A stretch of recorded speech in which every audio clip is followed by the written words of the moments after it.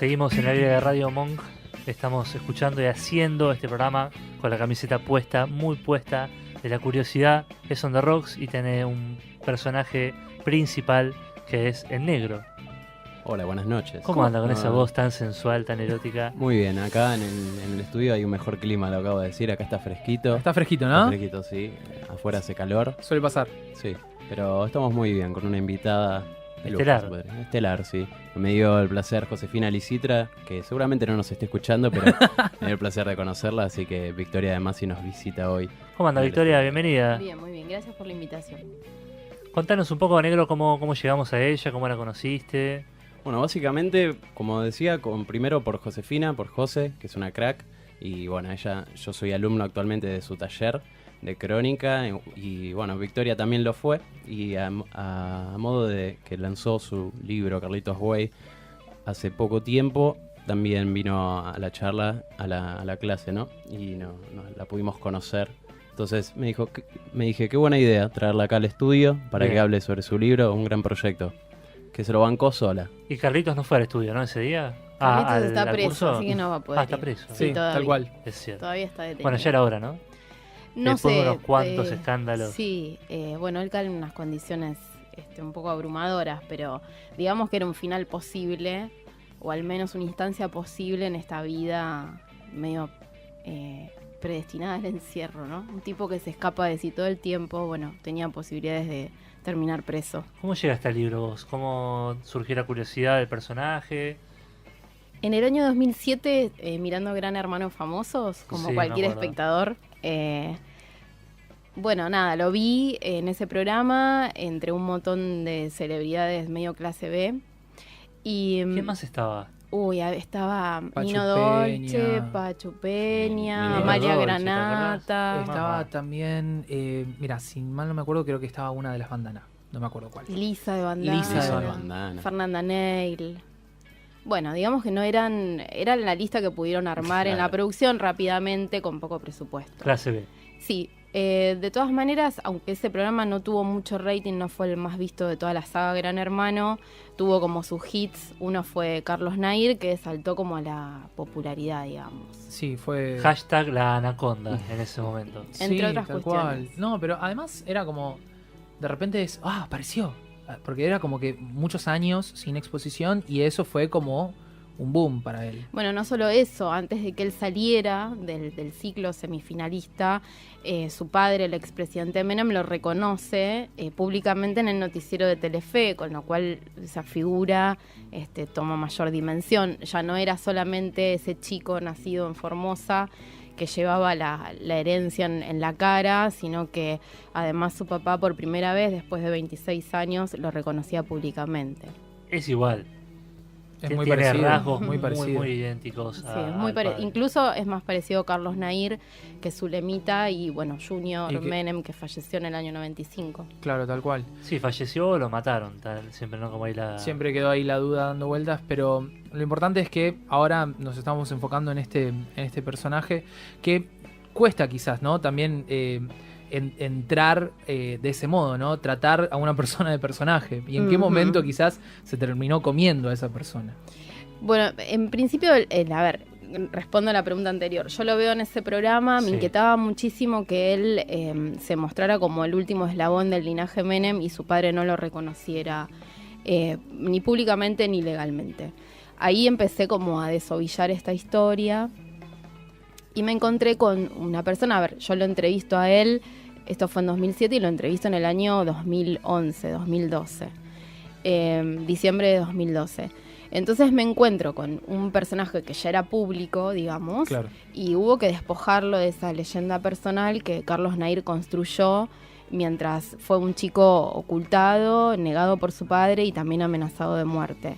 Claro, porque uno piensa quizás en el lado más de la farándula, ¿no? En este tipo de cuestiones, pero en realidad hay toda una cuestión mucho más oscura Ujú. y sobre todo, digo, ¿qué le hace eso a la cabeza de alguien también, no? Te hace un despelote. Pero esto era un tema de Estado. A ver, la madre de Carlos Nair fue una mujer que era maestra y llegó a diputada de la Nación y termina suicidándose en el año 2003. Menem fue presidente 2 veces, en democracia, elegido democráticamente, Tal cual. y negaba a su hijo, con lo cual uno espera que de los funcionarios públicos haya muchísima más responsabilidad que nosotros, ciudadanos comunes. Es decir, si un presidente no cumple con lo básico del derecho a la identidad que le estaba negando a su hijo, ¿qué se espera del ciudadano común? Digamos que no es solamente la cuestión farandulesca que envuelve la vida de Carlos Nair, sino que ahí había otro tema que tiene que ver con la identidad. Tal cual, que es muchísimo más fuerte.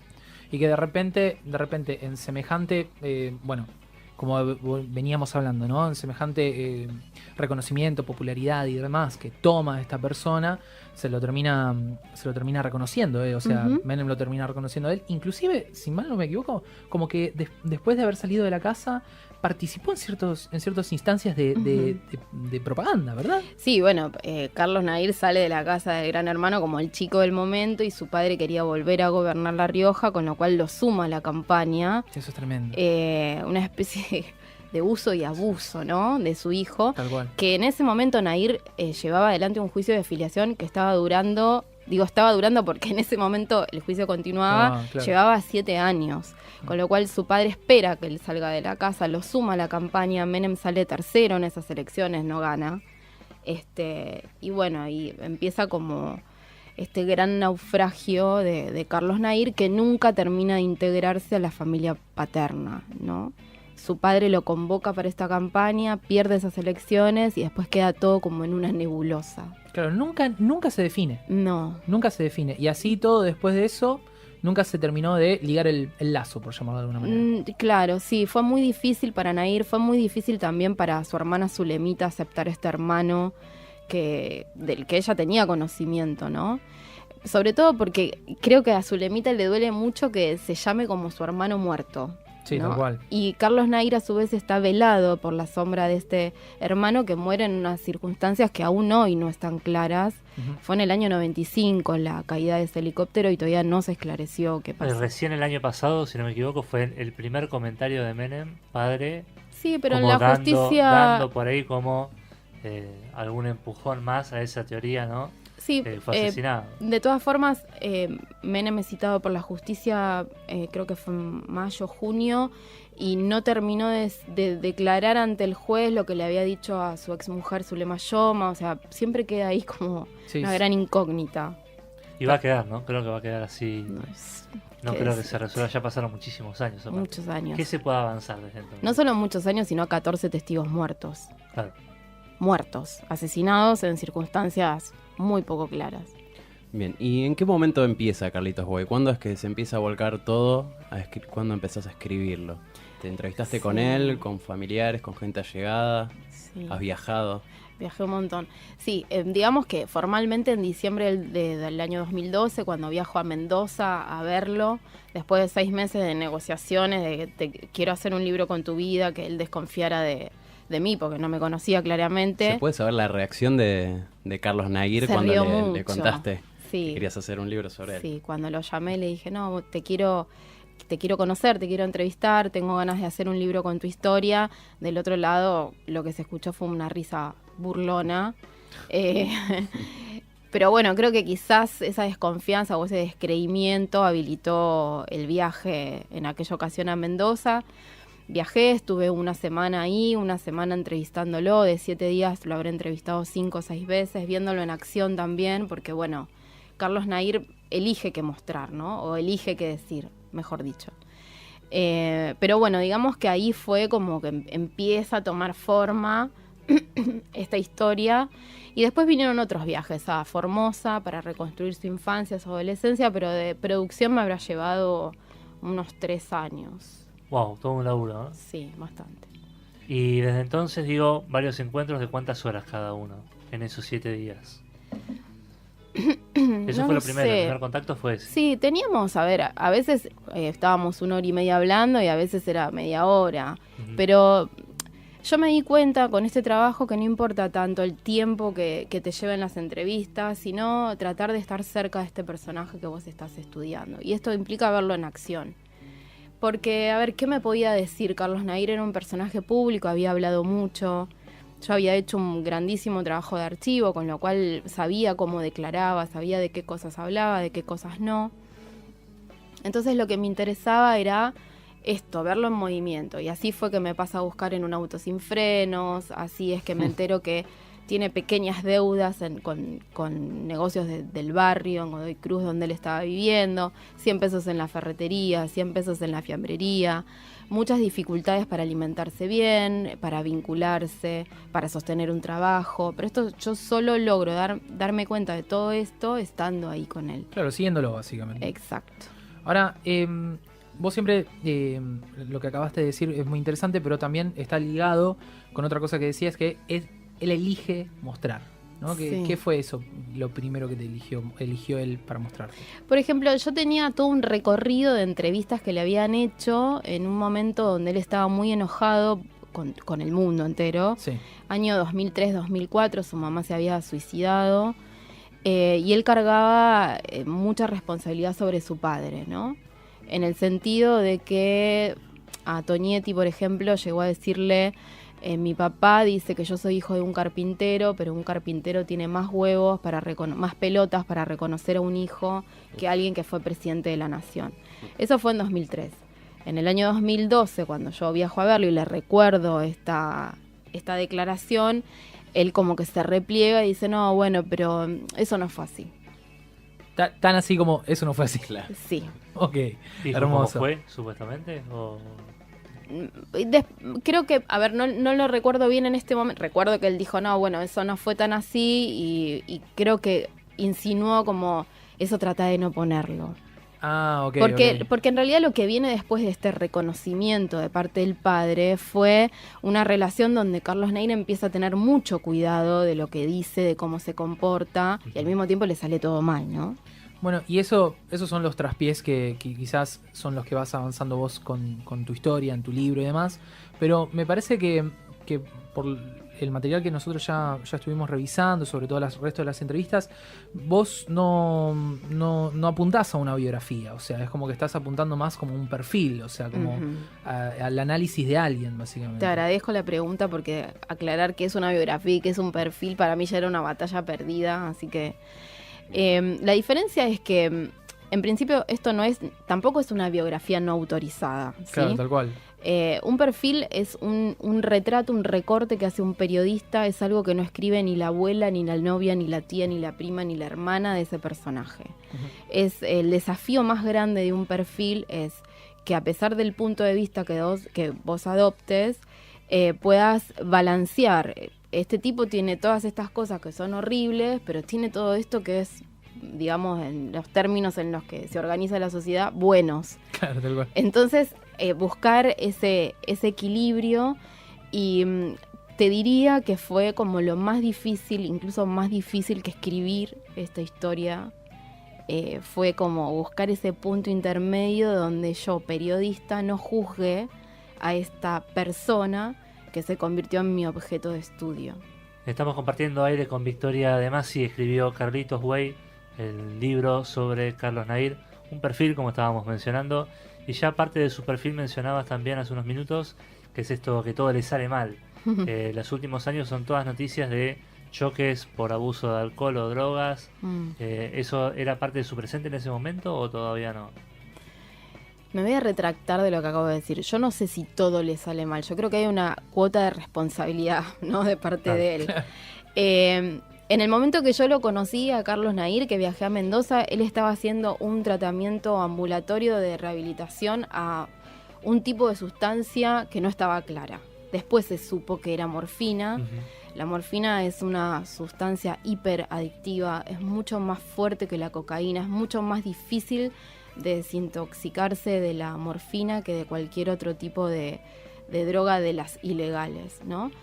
Él tenía en ese momento en Mendoza muchos problemas para alimentarse, una especie de bulimia, anorexia, pero todo que no estaba muy claro. Después salta el tema de la morfina, y cuando cae detenido en junio del año pasado, bueno, cuando lo detienen tenía algunos gramos de cocaína en el bolsillo. Yo creo que uno no puede echarle la culpa a la sustancia de las cosas que a uno le pasan. Al mismo tiempo pienso que no creo que las cárceles, él está ahora en un dispositivo de atención en adicciones, en el penal donde está detenido, en San Martín. Yo no sé si son los mejores lugares para rehabilitarse después de una vida como la que tuvo Carlos Nair. Hay que entender que él sale de Gran Hermano, se vincula con su familia paterna, no logra integrarse, pero es famoso. Y lo contratan de boliches, y a él le cabe la noche, y bueno. Pero en todas las circunstancias donde él choca, o lo detienen, o lo que sea, el tipo está solo.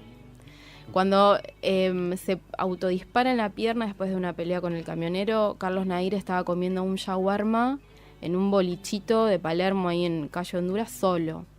Cuando choca contra un paredón en McDonald's, había una mujer que lo acompañaba, pero la chica, cuyo nombre nunca trascendió, se baja del auto y se toma un taxi. Entonces, cuando llega la ambulancia, Carlos Nair estaba solo. Entonces, uno podría decir que su adicción a ciertas sustancias o cierto gusto por el alcohol lo inducirían a que los accidentes y demás. Bueno, no, yo creo que hay mucho desamparo en esa vida. Sí, es una búsqueda constante, ¿no? De reconocimiento. De que lo miren. Mírame, Sí. mírame, acá estoy yo. Y además el hueco que hay que llenar, ¿no? Después de semejante, compilado de circunstancias también, ¿no? A veces me pregunto, ¿no? Es difícil encarar un trabajo, una película, un escrito, ¿no? Y habíamos hablado en algún momento de cómo hacer un trabajo así y no involucrarse, ¿no?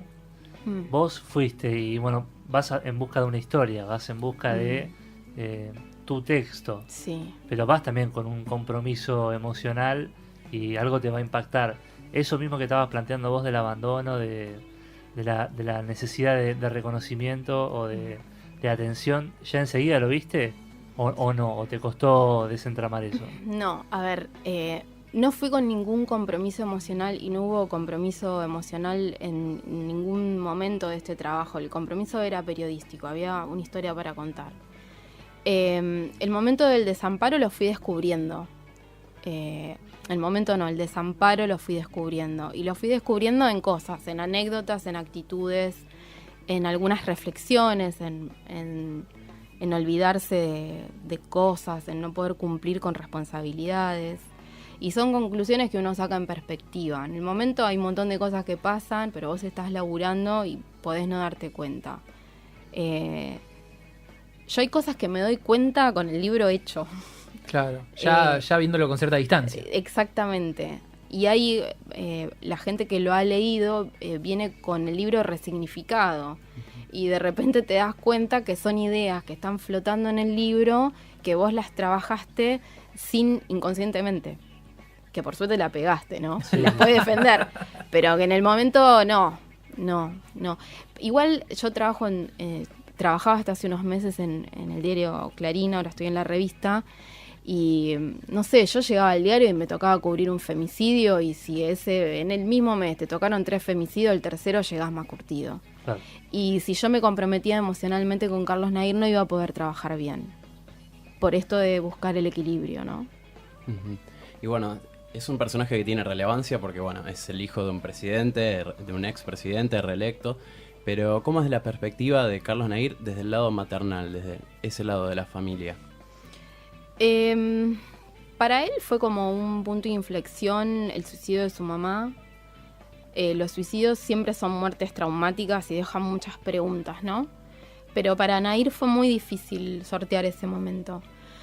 Yo creo que con la familia materna tampoco hay punto de conexión. Él siempre miró a su familia paterna, quería pertenecer y no lo logró, entonces tiene como una relación de mucha distancia, sumado a que su hermano de parte de mamá, bueno, ya está un poco cansado, ¿no? Del comportamiento de su hermano.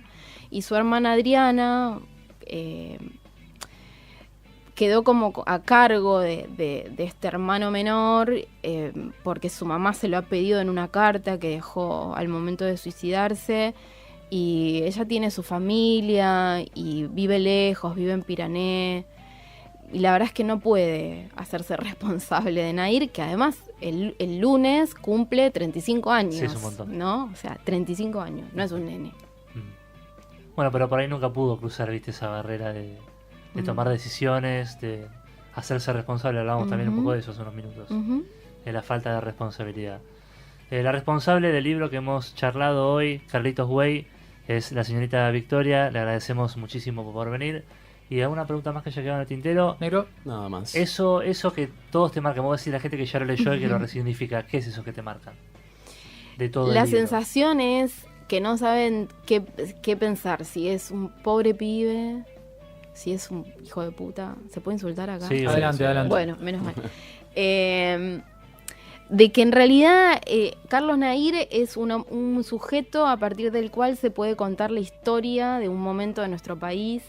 Ustedes piensen que en la época en la que Carlos Nair estaba amenazado, oculto en su casa de Formosa, en nuestro país estaba medio en venta, había que mostrarlo, o sea, mientras todo se mostraba, el pibe estaba negado. Entonces, lo que plantea el libro también es que Carlos Nair es una especie de resaca de toda esa época. Después ves en qué lugar te pones, pero es un lugar de donde agarrarse para explicar ese momento. Bien, hecha la propuesta. Gracias por venir una vez más, Victoria. No, gracias a ustedes por invitar. Gracias, Negro. No, por favor, un placer.